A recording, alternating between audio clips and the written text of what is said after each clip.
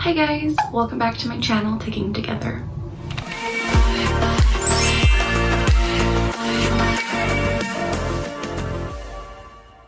As always, the goal of this channel is to provide education about and to raise awareness as to what it's like living with Tourette Syndrome. In today's video, we are just going to have a one-on-one chat and talk about something that is very upsetting in the community of tic disorders and Tourette Syndrome. And I kind of wanted to give newer experiencers of tics some advice because I've dealt with tics for over 10 years now and I feel like I'm qualified to be experienced in giving advice about it because I've lived with it for so long.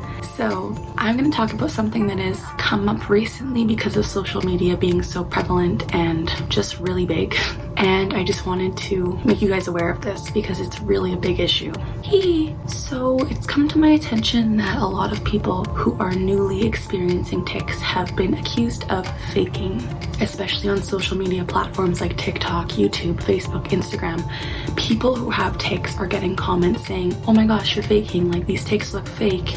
You're clearly not, you don't have Tourette syndrome, like all of this stuff. It's all a very broad spectrum, but a ton of people are saying, go away, that a ton of people are saying that ticcers are faking. And I wanted to give you guys some advice if you've ever been accused of faking because it really hurts. And I just wanted to talk to you guys about some ways to combat this and how to help yourself live authentically and feel real and just know that you're valid. So the first thing you can do when you're accused of faking is to look within you, because those of us with tics know that they're involuntary movements, we can't control them, and they happen sporadically and spontaneously. So if you're experiencing any of this, it's valid. And to look within you just by saying, like, why am I worrying about faking, or why am I being told I'm faking? Because the best advice I've ever been given about this is if you're worried about faking something, or if you're worried about am I faking, 9 times out of 10 you are not faking.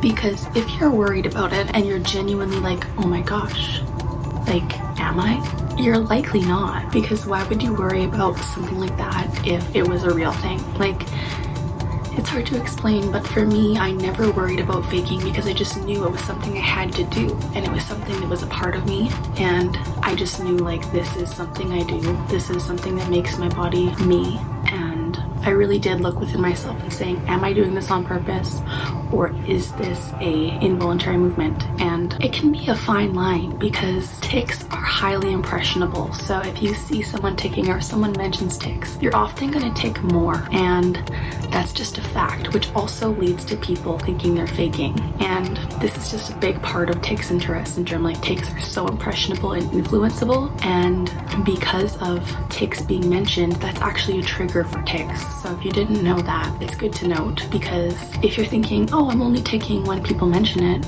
that's just as valid, because mentioning tics is a huge trigger for us. So yeah, I would definitely encourage you to look inside yourself and just, like, be gentle with yourself and say, like, you know what? This is real, this is valid. You can practice using, like, a mantra, saying, this is real, I am valid, all that stuff, and just repeating it, because you know, like, if you're faking, you will know, okay? So if you're worried about faking and you genuinely think that you're not, then you're not, and no one can tell you otherwise, because tics are so weird and the spectrum is humongous. Everyone experiences it differently. Everyone has different tics. Everyone has different triggers. And so you're just as valid as anyone else with tics, especially if you're just experiencing them for the first time. It can be super scary. So having people saying that you're faking is a huge, huge no-no. So I would encourage you to live authentically. Tell people about it if you want. And that leads to my next point of advice. So if you're worried about faking, or if people are telling you you're faking, find someone you can trust to rely on. This can be a parent, a best friend, a school counselor, someone who also has tics. Like, I've met a bunch of people online who've reached out to me, and it's amazing, and I offer my support to them. You could maybe talk to a cousin, or like an aunt or uncle, or a coworker, or someone you just know who will understand. And it kind of takes trial and error to find someone who truly understands. Because tics aren't that well known. Though 1 out of 100 people experience tics at some point in their life, they're not that well known. There's not a lot of research behind them, and it's kind of just confusing for everyone. So find someone you know you can trust to rely on, and kind of have them as your cheerleader or your backup. it's actually so important to have someone who understands and who relates. So I would highly recommend finding someone who you know can back you up and say, yes, these tics are real, yes, I've seen them. Or even if they haven't seen them, just talk about it with them and say, like, this is what I'm dealing with, I'm being honest, this is me being vulnerable and telling you, and just letting them know, like, these tics are real. And just be open and say, like, I'm genuinely scared if you're scared, or like, I'm worried, or I'm confused. Like, there's so many different emotions when you first start experiencing tics, because it feels like a complete lack of control. I mean, there are different levels of severity. So when I was first diagnosed, my tics were like pretty bad, and I felt like I was out of control of my own body, and that in itself made me realize, like, I'm not faking. The doctors validated it for me, but you don't need a doctor's validation. Like, if you think I have tics, then you can say that you have tics. It's just a really big controversial issue, and it really bothers me seeing people on TikTok saying, oh my gosh, your tics look fake, or those aren't real. Like, how dare anyone tell you what you're dealing with and if it's valid or not? Because at the end of the day, you know you best. And if you 100% think that these tics are genuine, they are. Even if you don't 100% think they're genuine, they are. If you're worried about it or if you're questioning it, likely they are tics and they are real. If you're faking, you will know. It's just a fact. Like, most people with tics get a premonitory urge before their tic, which means they get a buildup in their body before that tic comes out. Some people don't, but most people do, and that's another sign of showing that your tics are valid, because you will get a different feeling in your body before that tic comes, and it's almost like a complete buildup of pressure. Some people describe it as electricity or like fire. So that's another way of kind of knowing, but it's not a surefire way, because some people don't get the premonitory urges. Either way, you're valid, and it's so important to live authentically. As I've mentioned, look within yourself and say, you know what, this is real, because being invalidated is brutal. No one deserves that, especially tickers, because there is such a negative stigma around it.